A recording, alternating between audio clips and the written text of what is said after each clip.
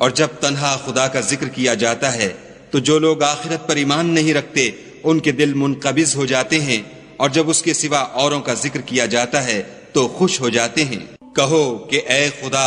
ए आसमानों और जमीन के पैदा करने वाले और पोशीदा और जाहिर के जानने वाले, तू ही अपने बंदों में उन बातों का जिनमें वो इख्तलाफ करते रहे हैं फैसला करेगा। और अगर जालिमों के पास वो सब मालो मता हो जो जमीन में है और उसके साथ उसी कद्र और हो, तो कयामत के रोज बुरे अजाब से मुखलसी पाने के बदले में दे दें,